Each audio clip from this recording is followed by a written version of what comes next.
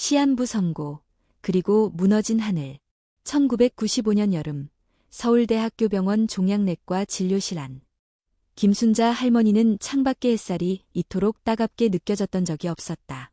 의사의 입에서 흘러나온 말은 차가웠다. 김순자님, 대장암 말기입니다. 전이가 이미 간과 폐에까지 진행됐습니다. 솔직히 말씀드리면 앞으로 1년을 넘기기 어려우실 겁니다. 그 한마디에 시간은 멈췄다. 옆에서 함께 듣고 있던 큰아들은 말문이 막혔고 할머니는 의자의 등받이에 몸을 맡긴 채 하늘이 무너지는 기분을 느꼈다. 그녀는 아직 70대 중반, 두 다리로 걸어다니고 밥도 잘 먹고 논밭에서 일도 거뜬히 하는 사람이었다. 그런데 시한부라니. 이런 날이 자기 인생에 올 줄은 상상도 못했다. 집으로 돌아오는 길, 서울의 빌딩 숲이 유난히 낯설게 보였다. 대전의 시골 마을에서 평생을 살던 김순자 할머니에게 서울은 늘 잠시 스쳐가는 도시일 뿐이었다. 그러나 오늘만큼은 그 낯선 도시가 차갑고 냉정했다. 그날 밤, 가족들은 온종일 거실에 모여 아무 말도 하지 못한 채 시간을 보냈다. 막내딸은 눈물을 감추지 못했고 큰아들은 인터넷을 뒤지며 말기암 생존자 사례를 찾아다녔다. 하지만 김순자 할머니는 다만 창밖만 바라보고 있었다. 마음은 이미 어느 깊은 어둠 속으로 빠져들고 있었다. 이후 병원에서는 바로 수술과 항암 치료 일정을 잡았다. 김순자 할머니는 죽음을 받아들이기에는 아직 준비가 안 됐지만 그렇다고 뭔가를 강하게 거부할 힘도 없었다. 그렇게 수술을 3차례나 받고 항암제를 맞기 시작했다. 구토, 어지러움, 탈모, 식욕부진. 매일같이 찾아오는 고통 속에서 그녀는 점점 인간다운 삶의 감각을 잃어갔다. 몇 달이 흘렀고 몸은 말라갔으며 마음은 무너졌다. 병원 침대 위에서 지내는 시간이 점점 길어졌고 어느 순간부터는 가족들조차 눈을 피하며 위로의 말을 꺼내지 않았다. 어느 날 밤 김순자 할머니는 속으로 이렇게 중얼거렸다. 이대로 죽는 걸까? 아무 준비도 못했는데. 그러던 중 병원에서 치료 일시 중단을 권유했다. 체력이 너무 떨어지셨습니다. 더 이상의 치료가 위험할 수 있습니다. 당분간 요양하시고 통증 관리에 집중하는 게 좋겠습니다. 그 말은 사실상 포기하라는 의미였다. 그렇게 김순자 할머니는 퇴원했다. 고향으로 돌아온 그녀는 몸을 겨우 움직여 마루에 앉아해지는 논을 바라봤다. 고요하고 아름다운 풍경이었지만 그 순간의 감정은 깊은 외로움과 두려움뿐이었다. 며칠 후 이웃 아주머니가 문병을 왔다가 조심스럽게 말했다. 순자 언니, 혹시 지리산 법계사라는 절 아세요? 내 사촌 언니가 위암 걸렸을 때 거기서 요양하면서 기적처럼 회복했대요. 스님이 직접 키운 식재료로 식사하고 새벽 공기 마시면서.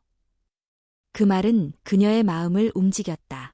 절이라는 공간에 대한 특별한 믿음은 없었지만 더 이상 병원에서의 치료도 의미가 없다면 마지막이라도 자연 속에서 조용히 시간을 보내고 싶었다.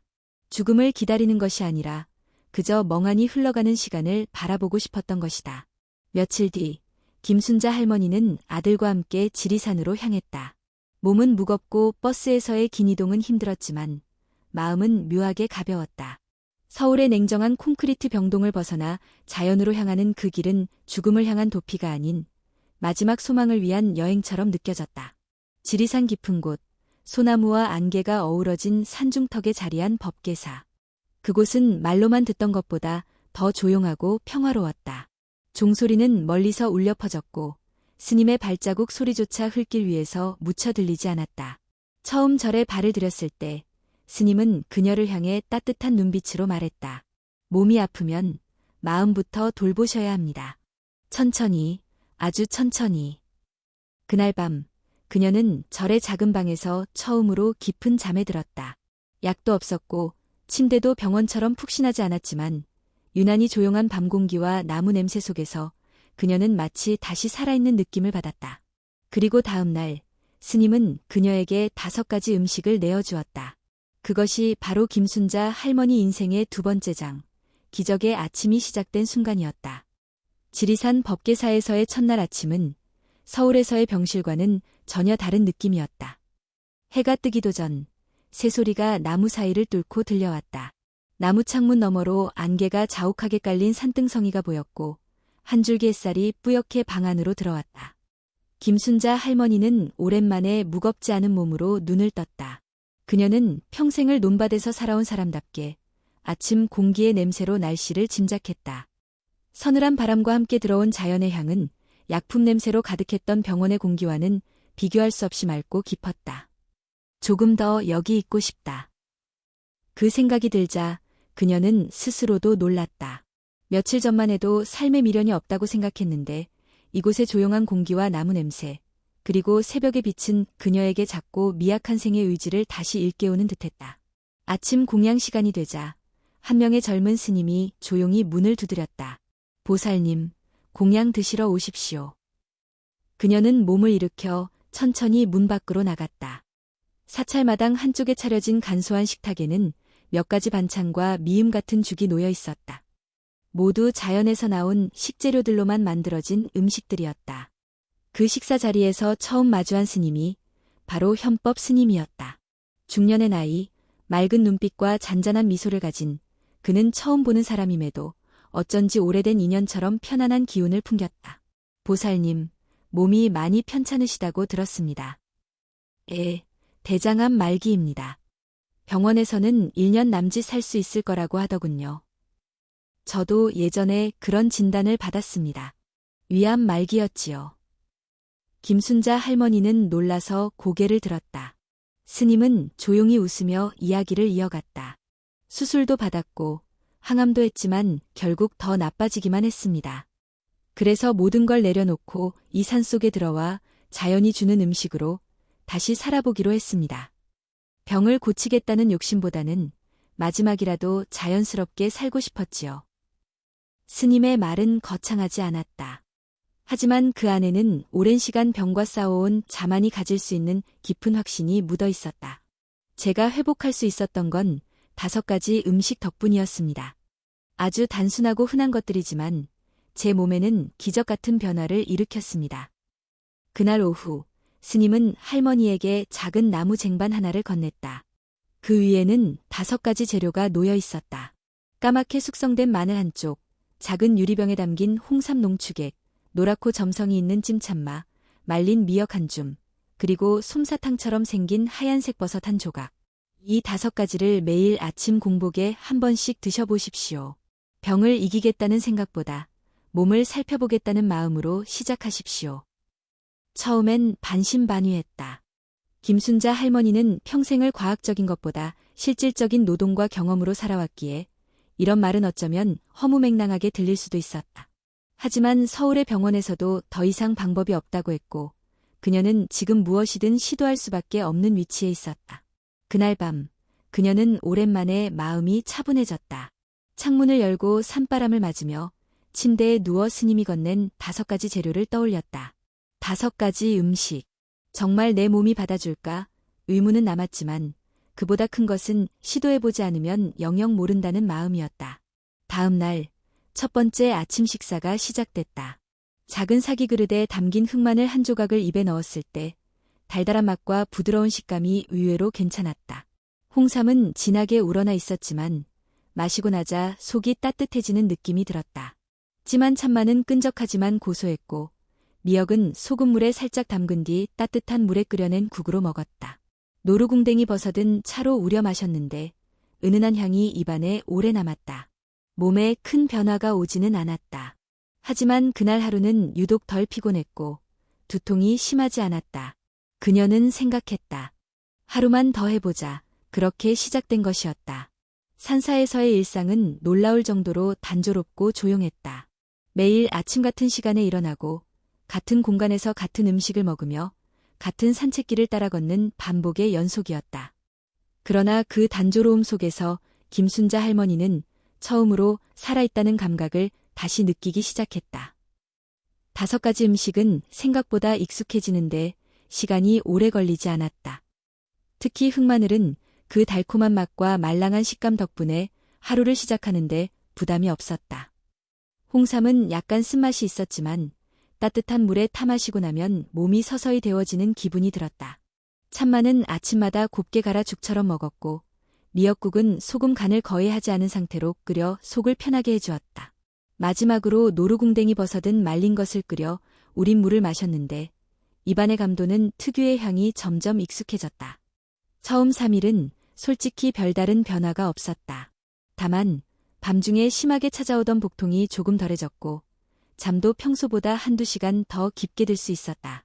할머니는 생각했다. 이게 기분 탓일 수도 있지만 그래도 나쁘진 않네. 일주일쯤 지났을 무렵부터 변화는 조금씩 눈에 띄기 시작했다. 아침에 일어나는 것이 덜 괴로워졌고 평소에 입맛이 없어 억지로 먹던 밥이 이제는 자연스럽게 넘어갔다. 예전에는 밥 한 숟가락을 삼키는데도 몇 번이나 망설였는데 어느 순간부터는 숟가락을 드는 손이 망설임 없이 움직였다.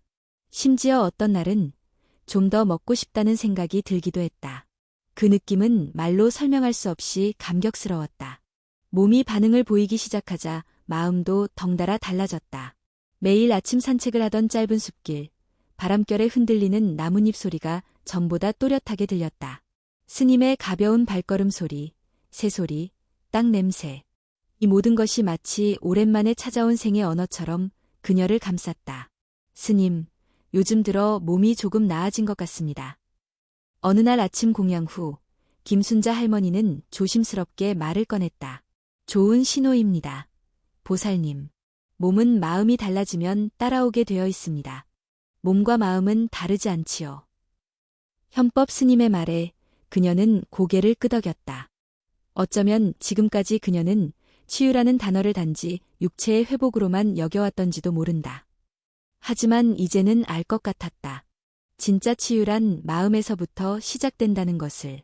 며칠 뒤 그녀는 가족들에게 편지를 썼다. 나는 아직 여기 있습니다. 살아 있습니다. 매일 같은 음식을 먹고 같은 길을 걷고 있지만 나날이 새롭습니다. 몸이 조금씩 나아지는 것이 느껴지고 그에 따라 마음도 달라지고 있습니다. 아직 희망을 버리지 않았습니다. 편지를 받은 가족들은 감격했다. 특히 막내딸은 전화를 걸어 울먹이며 말했다. 엄마, 이제 꼭 병원에만 의지하지 않아도 될 것 같아요. 엄마가 다시 살아나는 걸 느껴요. 김순자 할머니는 그 전화기를 꼭 쥐고 말없이 눈물을 흘렸다. 다시는 듣지 못할 줄 알았던 자식의 목소리, 그리고 그 속의 희망이 그녀에게는 무엇보다 큰 약이었다. 그날 이후 그녀는 식사 시간 외에도 노루궁뎅이 버섯을 잘게 잘라 국물에 넣어 끓여 마시기 시작했다. 참마는 가루로 말려 두유에 타서 마시기도 했다.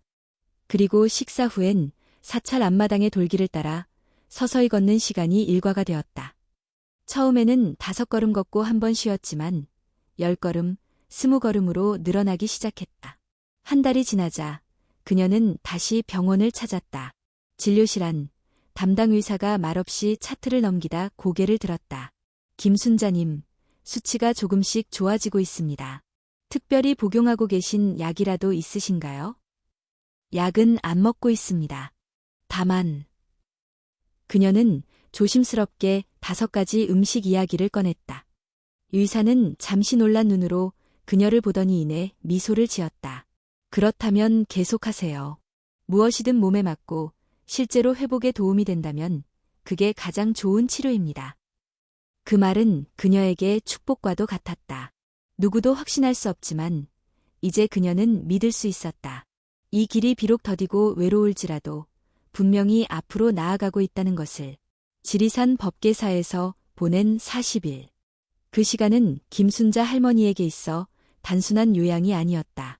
그것은 죽음의 문턱에서 삶의 문으로 한 걸음 옮긴 귀중한 시기였고 동시에 자신을 다시 마주하게 한 시간이었다. 산사를 떠나는 날 그녀는 오랜만에 마음이 아팠다. 더 있고 싶다는 생각과 이제 돌아가야 한다는 현실 사이에서 그녀는 오래 망설였다. 하지만 스님은 말했다. 이제 보살님 안에 씨앗은 심어졌습니다. 남은 건 그것을 매일 물주고 햇빛 보여주는 일이겠지요. 그 말에 그녀는 고개를 끄덕였다. 이제 내가 해야 할 일이다. 고향인 경남 산청의 작은 마을로 돌아왔을 때 마을 사람들은 깜짝 놀랐다. 아니, 그 서울 큰 병원에서도 가망 없다던 분이 어떻게 얼굴이 저렇게 밝아졌지? 김순자 할머니는 미소를 지으며 대답했다. 조금씩 다시 살아가는 중이에요. 집에 돌아온 그녀는 예전과는 다른 일과를 스스로 만들어갔다. 매일 새벽 5시, 알람도 없이 저절로 눈이 떠졌다. 산사에서처럼 먼저 문을 열어 마당으로 나가 하늘을 바라보며 숨을 깊게 들이켰다. 공기가 서울이나 병원과는 완전히 달랐다. 바람은 여전히 시원했고 흙냄새는 익숙했다. 그리고 주방으로 들어가 조용히 하루의 식사를 준비했다. 흑마늘은 한쪽씩 꺼내 작은 접시에 놓았고 홍삼 농축액은 따뜻한 물에 풀었다. 참마는 껍질을 벗겨 강판에 곱게 갈았고 미역은 불린 뒤 약간의 참기름과 소금으로 무쳤다. 노루궁뎅이 버섯은 끓는 물에 넣고 뚜껑을 닫아 향을 우렸다. 모든 과정을 스스로 조용히, 천천히, 정성껏 했다. 이 5가지 음식은 더 이상 치료를 위한 식단이 아니었다. 그녀에게는 하루의 중심이자 의식과도 같은 존재가 되었다. 아침 식사를 마치면 마당을 천천히 돌며 걷기 시작했다. 처음에는 10분도 걷기 힘들었지만 시간이 지나면서 20분, 30분으로 늘어났다. 나중에는 마을 어귀까지 걸어갔다가 돌아오는 길에 들꽃을 보며 계절의 변화를 느낄 여유까지 생겼다. 몸이 좋아진 것보다 더 큰 변화는 마음이었다. 어느새 죽음에 대한 공포는 사라지고 매일매일이 감사함으로 채워졌다. 햇살이 따뜻하다는 사실, 밥이 맛있다는 느낌, 손자 목소리를 듣는 기쁨, 이 모든 것이 살아있다는 증거였다. 그러던 어느 날 오랜만에 찾은 보건소에서 혈액 검사를 한 결과가 나왔다. 의사는 고개를 갸웃하며 말했다. 어르신, 지난 기록과 비교하면 수치들이 놀라울 정도로 안정되어 있어요. 혹시 무슨 특별한 약 드시고 계세요? 김순자 할머니는 웃으며 대답했다. 약은 아니고요. 그냥 매일 아침 5가지 음식을 꾸준히 먹고 있어요. 의사는 흥미로운 눈빛으로 그녀를 바라봤다. 계속 그렇게 해보세요. 몸이 반응을 보이고 있다는 건 그 방법이 어르신과 잘 맞는다는 뜻입니다. 이후 마을 사람들 사이에서 그녀에 대한 이야기가 조금씩 퍼지기 시작했다. 그 암 걸렸던 김순자 할머니, 이제 매일 산책도 다니고 얼굴에 생기도 돌아왔대. 들으니까 뭔 음식 5가지를 매일 드신다더라. 약도 안 드시고 그냥 먹는 걸로 회복됐대. 신기하지 않아? 사람들이 하나둘 찾아와 물어보기 시작했다. 할머니, 혹시 뭐 드세요? 그 5가지가 뭔가요? 우리 아버지도 지금 많이 안 좋거든요. 그녀는 조용히 자신의 식단과 일과를 설명해줬다. 무슨 비법처럼 과장하지도 않았고 무조건 따라하라고 강요하지도 않았다. 다만 자신이 걸어온 길을 나눴을 뿐이다. 그 중에는 자신도 따라하겠다며 참말을 사러 가는 사람도 있었고 노루궁뎅이 버섯은 어디서 구하느냐며 물어보는 이도 있었다. 어느 날엔 근처 면사무소에서 연락이 와 경로당에서 건강식습관 강연을 해달라는 요청도 받았다. 처음엔 쑥스러워 거절하려 했지만 스님의 말이 떠올랐다. 살아낸 사람의 이야기는 누군가에게 생명이 될 수 있습니다. 그렇게 김순자 할머니는 산사에서 배운 5가지 음식과 천천히 살아가는 방식을 이제는 마을 사람들과 나누는 이가 되었다. 그녀의 하루는 예전보다 조용하지만 훨씬 더 풍성했다. 그리고 그 조용한 하루들이 쌓여 죽음을 기다리던 여정은 살아내는 삶으로 바뀌고 있었다. 1996년 여름, 김순자 할머니는 조용히 달력을 바라보았다. 1년 전 서울대학교 병원에서 시한부 판정을 받았던 바로 그날이었다. 의사의 목소리는 여전히 또렷하게 기억났다. 1년 이상은 어렵습니다. 준비하셔야 할 것 같습니다. 하지만 지금 그녀는 여전히 살아있었다. 아니, 살아남아 있다가 아니라 살아가고 있었다. 손으로 밥을 짓고 마당을 걸으며 웃고 편지를 쓰고 가족과 전화통화를 하며 살아가고 있었다. 그 어떤 기계나 약이 아닌 자신만의 리듬과 방식으로 삶을 다시 만들어가고 있었다. 정말 기적입니다. 어머니. 큰아들이 고개를 숙이며 말했다. 처음엔 솔직히 어머니가 5가지 음식을 먹는다고 해서 이렇게 나아질 거라고는 생각 못했어요. 그런데 지금 오히려 저희보다 더 건강하신 것 같아요. 김순자 할머니는 웃으며 말했다. 그건 건강이 아니라 욕심이 없어서 그래. 이 말에 가족들은 함께 웃었다. 그 웃음 속에는 안도와 기쁨, 그리고 깊은 존경이 함께 담겨 있었다. 그녀는 매일 아침 정확히 6시에 마당을 걸으며 하루를 시작했다. 작은 찻상에 5가지 음식을 정성껏 준비하고 조용히 앉아 하늘을 바라보며 식사했다. 이제는 손자, 손녀들도 할머니 식단이라 부르며 가끔 함께 앉아 먹었다. 어린 손녀가 흑마늘을 먹고 얼굴을 찡그리며도 할머니처럼 오래 살고 싶어라고 말할 때마다 그녀는 마음 깊이 뭉클해졌다. 한편 마을에서도 그녀의 이야기는 널리 알려졌다. 경로당에서는 매달 첫째 주 수요일이면 김순자 할머니가 건강 이야기를 들려주는 시간이 생겼다. 처음엔 몇 명만 모였지만 입소문이 나면서 인근 마을에서도 사람들이 찾아오기 시작했다. 누군가는 아내가 투병 중이라며 조언을 구했고 또 다른 이는 당뇨병 관리에 대해 물었다. 그녀는 전문가는 아니었지만 자신이 먹는 방법과 변화를 겪은 경험을 조용히 자세히 나누어 주었다. 어르신, 암이 완전히 나으신 건가요? 어느 날 젊은 기자가 그녀에게 물었다. 아직 모르지요. 몸 안 어딘가 숨어 있을 수도 있겠지요. 하지만 이제는 무섭지 않습니다. 오늘 하루를 잘 살아낸다면 내일이 와도 괜찮고 오지 않아도 괜찮으니까요. 그녀는 그렇게 대답했다. 진정한 변화는 몸에서 일어난 것이 아니라 마음에서 시작되었음을 그녀는 알고 있었다. 시한부 선고를 받고도 무너지지 않았던 이유는 그녀가 자연 속에서, 단순한 식사 속에서, 그리고 사람들 속에서 다시 삶의 이유를 찾았기 때문이었다. 그러던 중 한 가지 일이 생겼다. 서울에서 한 방송국에서 연락이 온 것이다. 지리산에서 회복한 시한부 생존자의 이야기를 다큐멘터리로 제작하고 싶다는 요청이었다. 처음엔 망설였다. 조용히 살아가는 지금의 삶이 소중했기에 세상의 관심이 불편하게 느껴지기도 했다. 하지만 다시 생각했다. 내가 살아낸 이 시간이 누군가에게는 희망이 될 수 있겠지. 촬영 당일 김순자 할머니는 평소와 다름없이 아침 6시에 일어나 흑마늘 한쪽을 입에 넣고 홍삼차를 천천히 마셨다. 참마죽을 끓이고 미역을 무쳐내고 노루궁뎅이 버섯차를 따랐다. 카메라가 따라다니는 것도 기자의 질문도 낯설었지만 그녀는 평소 하던 대로 하루를 살았다. 그 모습이 방송을 통해 전국에 알려지자 수많은 편지와 전화가 집으로 도착했다. 저도 암 선고를 받고 포기하려 했는데 어르신 덕분에 다시 힘을 내게 됐어요. 할머니 식단을 따라 시작해 보려고요. 감사합니다.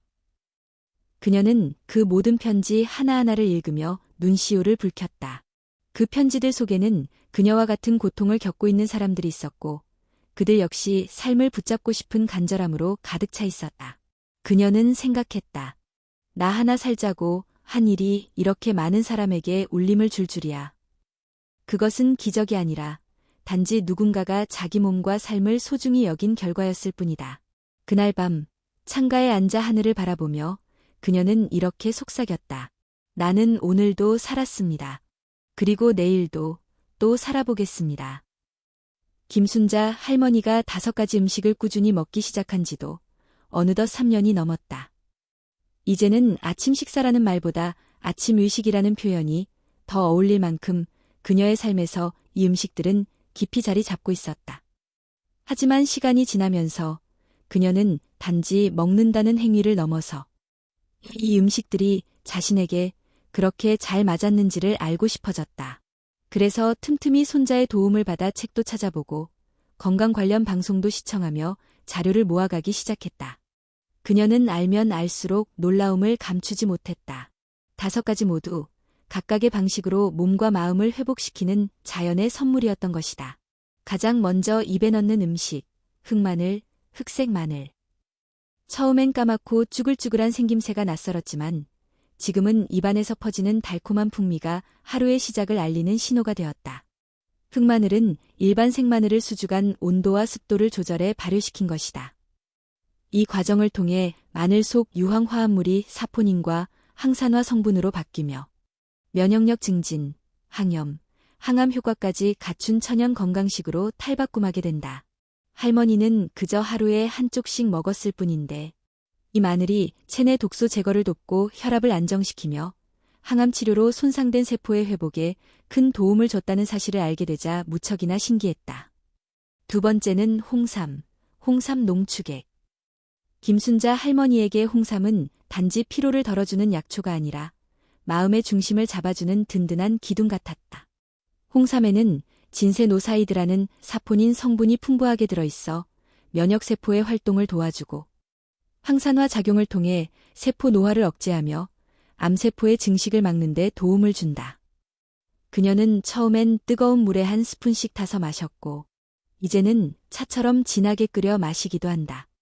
무엇보다도 홍삼을 마신 날은 기운이 조금 덧뻗는 느낌이 들었고 가벼운 산책도 거뜬하게 느껴졌다.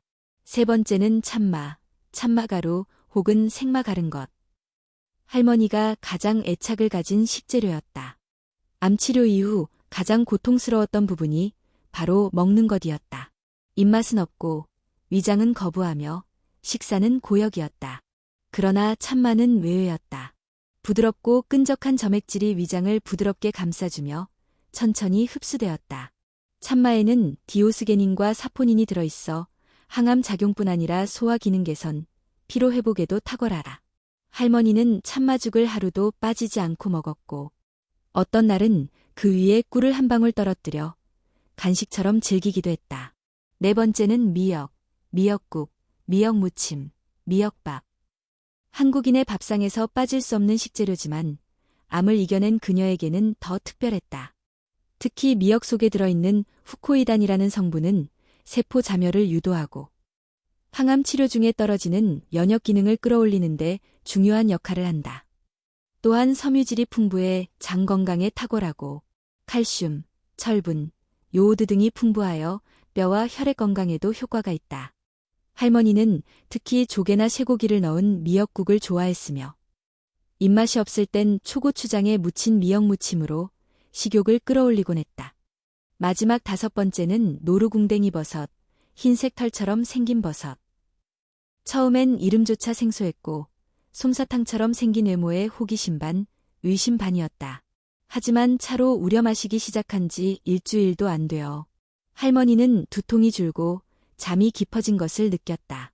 노루궁뎅이 버섯에는 별표 헤리세논, 별표가 별표 에리나신, 에러네신, 별표이라는 특별한 물질이 들어있어 뇌세포를 활성화하고 신경을 안정시키며 치매 예방에도 탁월한 효과를 보인다는 연구도 있다.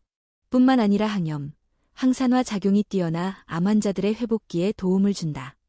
이렇게 5가지 음식은 각기 다른 방식으로 김순자 할머니의 몸을 보듬고 치유해 주었다. 하지만 무엇보다 중요한 건 그녀가 이 음식들을 단지 건강식으로 섭취한 것이 아니라 감사함과 기다림으로 받아들였다는 점이었다. 매일 새벽 찻잔을 준비하면서 그녀는 속으로 기도하듯 되뇌었다. 오늘도 내 몸을 살펴보겠습니다. 나를 살리는 것은 결국 나 자신입니다. 할머니는 점점 더 확신하게 되었다.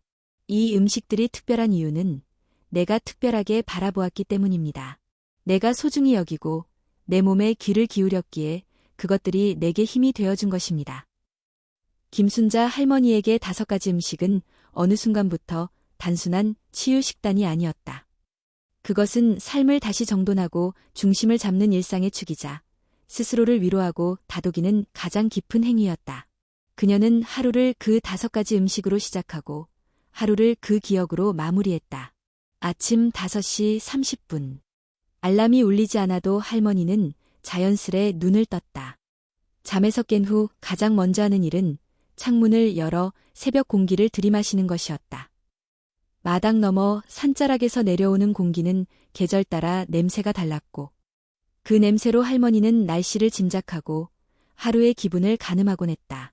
오늘은 흑마늘이 유난히 달겠네. 그녀는 스스로에게 말하며 찻상을 준비했다. 흑마늘 한쪽, 홍삼 농축액 한 숟가락, 각간 참마죽, 살짝 무친 미역, 그리고 노루궁뎅이 버섯차 한 잔. 이 5가지는 하루도 빠짐없이 같은 순서로 준비되었다. 그녀는 식사를 하지 않는 날이 있어도 이 5가지는 꼭 챙겼다. 어떤 날은 몸이 무겁고 마음이 가라앉는 날도 있었지만 그럴수록 이 5가지는 그녀에게 위로이자 약이 되었다. 그녀는 음식을 먹을 때 늘 감사의 마음을 담았다. 이 음식을 키운 흙과 비, 바람과 손길에 감사합니다. 이렇게 마음속으로 중얼이며 아주 천천히 깊이 씹어 삼켰다. 이 작은 식사가 쌓이고 쌓여 그녀의 몸을 다시 일으켜 세웠고 마음을 단단하게 만들었으며 인생 후반의 시간을 전혀 새로운 시기로 만들어 주었다. 그녀의 일상은 단순했다. 아침 식사 후엔 뒷마당을 천천히 걸었고 간단한 마른 빨래를 널고 마당 한쪽 텃밭을 들여다보며 고구마 잎을 따거나 참마줄기를 다듬었다. 점심은 보통 찹쌀밥과 나물 반찬, 그리고 미역국. 오후에는 동네 노인정에 들러 다른 어르신들과 이야기꽃을 피웠다. 그리고 저녁이 되면 일찍 불을 끄고 짧은 명상 후 잠자리에 들었다. 이 단순한 하루가 어느새 10년을 채웠다. 그리고 이 삶의 방식은 그녀 주변의 사람들에게도 서서히 스며들었다. 처음엔 손자들이 궁금해했다. 할머니, 왜 맨날 똑같은 거 드세요? 그녀는 웃으며 대답했다. 이건 나한테는 밥보다 더 중요한 약이란다. 그 말에 아이들은 고개를 갸우뚱했지만 어느 순간부터는 흑마늘을 하나씩 따라 먹고 참마죽을 같이 나눠 먹기 시작했다. 특히 둘째 며느리는 어느 해 겨울 독감으로 고생하던 중 할머니가 끓여준 노루궁뎅이 버섯차를 마시고 한결 숨이 편해졌다고 고백했다. 그 이후로 그녀는 자주 할머니 집에 들러 참말을 나누고 미역국 끓이는 법을 배우기 시작했다. 그 변화는 자연스럽고 조용하게 일어났다. 누구도 억지로 바꾸라고 말하지 않았지만 할머니의 꾸준한 실천은 가족들에게 큰 울림을 주었다. 할머니처럼만 살면 병이 안 생기겠어요. 어느 날 손녀가 웃으며 말했을 때 김순자 할머니는 단호히 대답했다. 병이 안 생기는 게 아니라 생겨도 무너지지 않는 몸을 만드는 거지. 그녀는 건강을 지키는 것이 아니라 쌓아가는 것이라고 생각했다. 매일같이 흘려보내는 작은 시간들 속에서 몸은 자기도 모르게 단단해지고 있었다. 그 변화는 수치로는 측정할 수 없었지만 매일 아침 깨어나는 순간의 가벼움, 무릎 관절의 통증이 사라진 느낌, 식사 후 소화가 잘 되는 기분 같은 것으로 드러났다. 이런 일상이 이어지자 병원 가는 횟수도 줄었다. 이따금 건강검진을 받을 때마다 의사들은 놀랐다. 이 연세에 이런 혈압, 이런 심전도는 드물어요. 뭘 하세요? 그녀는 웃으며 말했다. 그냥 잘 자고, 잘 먹고, 매일 껐지요. 김순자 할머니는 알고 있었다. 이 모든 것이 5가지 음식만으로 이뤄진 것은 아니라는 것을. 그녀가 살아내는 방식, 자연과 어울리는 일상, 그리고 하루하루를 소중히 여기는 태도. 그 모든 것이 함께 어우러져 지금의 건강을 만들어낸 것이다. 그리고 그녀는 믿었다. 이 삶의 방식은 누구에게나 적용될 수 있다고. 돈이 많지 않아도, 특별한 약이 없어도, 작은 습관 하나만으로도 우리는 얼마든지 몸을 돌보고 마음을 다잡을 수 있다고. 하루에 한 번, 나를 위하는 식사를 하세요. 그 식사가 쌓이면 어느새 내 몸이 내 편이 되어 있을 겁니다. 그녀는 매일 그렇게 자신에게, 그리고 세상에게 말하고 있었다. 김순자 할머니의 집은 더 이상 단지 한 명의 어르신이 조용히 노후를 보내는 공간이 아니었다. 그녀의 작은 마당은 매일같이 찾아오는 사람들로 붐볐다. 누구는 암투병 중인 남편의 식단을 묻기 위해 왔고, 누구는 갓 진단을 받은 어머니를 위해 조언을 구했다. 또 어떤 젊은 여성은 스트레스로 잠을 못 자요. 할머니처럼 살려면 어떻게 해야 하죠? 라고 물었다. 그녀는 의사가 아니었다. 병의 종류를 정확히 구분하지도, 복잡한 생리학을 설명하지도 않았다. 그녀가 줄 수 있는 건 단 하나. 내가 어떻게 살아왔는지, 그리고 지금도 어떻게 살아가는지를 진심으로 이야기하는 것이었다. 처음부터 이러지 않았어요. 저도 약 먹고 병원 다녔어요. 그런데 어느 순간 깨달았죠. 몸은 약보다 내가 나를 어떻게 대하느냐에 더 민감하다는 거요. 그녀는 조용히 말하곤 했다. 이야기를 들은 사람들은 눈빛이 달라졌다. 할머니가 지금 이 자리에 있다는 것, 그 자체가 말보다 더 강한 설득력이 있었다. 그렇게 소문은 퍼져나갔다.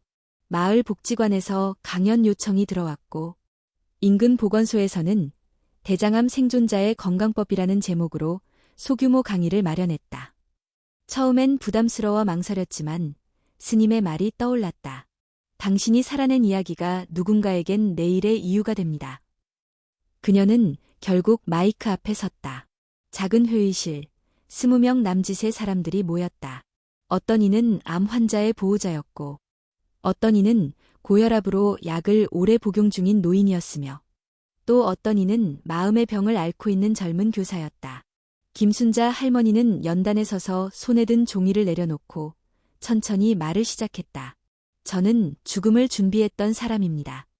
그런데 그 시간이 제게 가장 큰 선물이 되었습니다. 그 시간 동안 저는 나를 돌보는 법을 배웠고 그 덕분에 지금 이 자리에 이렇게 서 있습니다. 그녀는 5가지 음식을 소개하고 그것을 어떻게 먹었는지, 그 속에서 어떤 변화가 있었는지, 그리고 무엇보다 그 음식이 자신에게 어떤 의미였는지를 담담히 풀어냈다. 흑마늘은 제게 용기였고, 홍삼은 제게 에너지였고, 참마는 제게 위로였고, 미역은 제게 정화였고, 노루궁뎅이버섯은 제게 고요함이었습니다.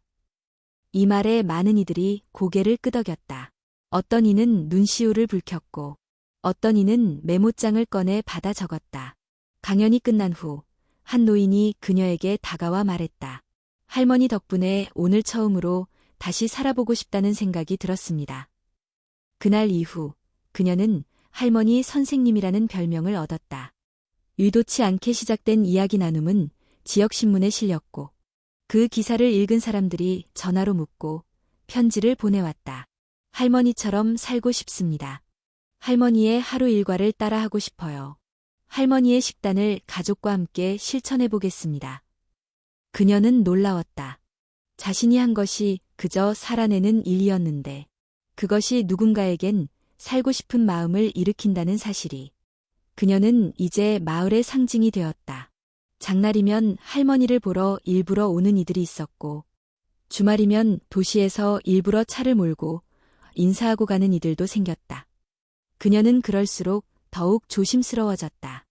자신이 어떤 가르침을 주는 존재가 아니라는 것을 잘 알고 있었기 때문이다. 나는 그저 하나의 사례일 뿐입니다. 누구나 자기 몸에 맞는 방법이 있습니다. 중요한 건 내 몸에 귀를 기울이는 거예요. 하루 3번 밥을 먹을 때마다 내가 나를 어떻게 대하는지를 느껴보세요. 그녀는 언제나 이 말을 잊지 않았다. 손녀가 대학에서 사회복지를 전공하게 된 것도 할머니의 영향이 컸다. 할머니처럼 누군가에게 희망이 되는 사람이 되고 싶어요. 그 말에 김순자 할머니는 눈을 감고 조용히 손녀의 손을 잡아주었다. 삶은 길이로 평가되는 것이 아니라 그 안에 얼마나 많은 사람의 마음을 남겼느냐로 기억된다는 걸 그녀는 누구보다 잘 알고 있었다.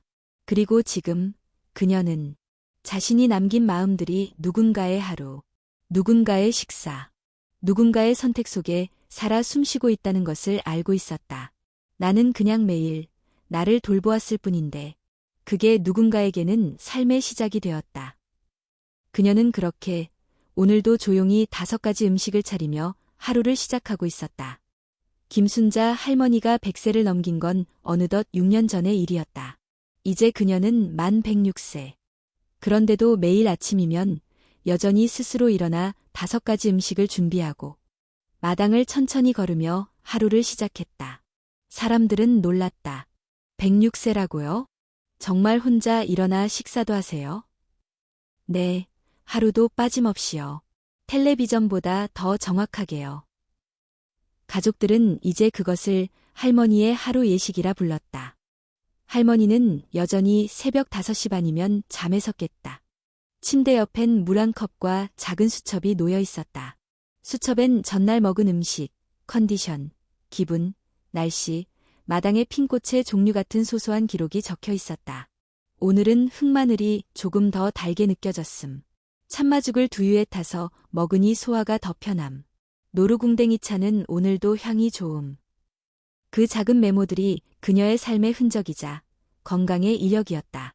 그녀가 100세를 넘겼을 때 가족들은 잔치를 열어주었다. 동네 주민들, 보건소 직원, 복지관 관계자, 심지어 예전 방송국 작가까지 모두 모였다. 잔치에서 사람들은 물었다. 어르신, 이렇게 오래 사신 비결이 뭘까요? 그녀는 웃으며 말했다. 살기 위해서가 아니라 오늘 하루를 제대로 살다 보니 이렇게 됐네요. 누군가는 장수라는 단어를 들으면 대단한 유전적 요인이나 특별한 보양식을 떠올리지만 김순자 할머니는 그것과는 거리가 멀었다. 그녀는 평생 농사만 지었고 소박한 음식을 먹었고 5가지 자연식품을 중심으로 한 단순한 식사를 이어갔을 뿐이었다. 하지만 그 단순함 속에 꾸준함과 성실함, 그리고 자기 몸에 대한 존중과 경청이 있었다. 그것이 그녀의 몸을 지켜준 가장 강력한 힘이었다. 그녀가 오랜 세월 유지해온 아침 식단은 이제 가족 전체의 문화가 되었다. 큰아들은 고혈압을 관리하며 아내와 함께 흑마늘을 먹기 시작했고, 막내딸은 당뇨를 예방하기 위해 참마죽을 매일 아침 식탁에 올렸다. 손자 손녀들까지도 학교나 직장에 가기 전 미역국을 먹는 게 당연한 습관이 되었다. 그녀는 말하지 않았다. 이렇게 먹어야 해라고 강요하지도 않았다. 단지 자신이 묵묵히 해왔을 뿐이고 그 삶이 조용히 주변을 바꿔나간 것이었다. 가끔 손녀가 외할머니를 도와 음식을 준비하며 묻곤 했다. 할머니, 이렇게 오래 사시면서 제일 좋은 게 뭐예요? 그녀는 미소 지으며 대답했다. 아직도 내가 무언가를 누군가에게 줄 수 있다는 거. 내가 살아있는 것만으로도 누군가에게 힘이 된다는 거. 그 대답에 손녀는 아무 말 없이 할머니의 손을 꼭 잡았다. 할머니는 여전히 주변 사람들에게 이야기했다. 병을 이긴 게 중요한 게 아니에요. 병이 와도 무너지지 않는 몸과 마음을 만드는 게 중요하지요. 그건 하루아침에 되는 게 아니라 매일 조금씩 쌓는 습관에서 시작됩니다. 그녀의 말은 교훈이 아니라 체험에서 우러난 울림이었다. 그리고 사람들은 그것을 알았다. 이야기가 아니라 삶을 보고 배운다는 걸. 동네 학교에서는 그녀의 이야기를 담은 작은 그림책이 만들어졌다. 순자 할머니의 아침이라는 제목의 책엔 5가지 음식이 어떻게 몸과 마음을 바꾸었는지, 그녀가 걸어온 길이 얼마나 단단한지, 그리고 그것이 모두 사랑과 존중에서 비롯되었음을 담담하게 그려냈다. 아이들은 책을 읽으며 나도 할머니처럼 오래 건강하게 살고 싶어요. 나도 내 몸을 소중히 대할 거예요. 라고 말하곤 했다. 그녀의 삶은 이제 사람들의 기억 속에, 일상 속에 살아 숨쉬고 있었다.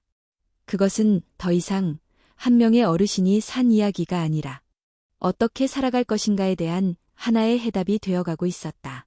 그리고 오늘도 106세의 김순자 할머니는 새벽 공기를 들이마시며 마당을 걷는다. 작은 발걸음이지만 그 발자국 하나하나에 사계절의 기억과 치유의 시간이 담겨 있다. 5가지 음식이 담긴 찻상을 마주 앉아 천천히 깊이 음식을 음미하며 그녀는 속으로 되뇌인다. 오늘도 나는 살아있다. 그리고 오늘도 누군가에게 나의 하루가 작은 희망이 될 수 있기를. 김순자 할머니는 가을 햇살이 비추는 마당에 조용히 앉아 있었다. 낙엽이 바람에 나부끼며 뒷마당 끝에서부터 서서히 모여드는 소리를 들으며 그녀는 오래전부터 마음속에 써오던 편지를 한자 한자 써 내려가기 시작했다. 이 편지는 누구에게 보내는 것도 특별한 목적이 있는 것도 아니었다. 그저 이 세상을 먼저 살아본 사람으로서 남겨두고 싶은 말들이 조용히 흘러나와 손끝에 머물렀다. 사랑하는 사람들에게 나는 오래 살았습니다.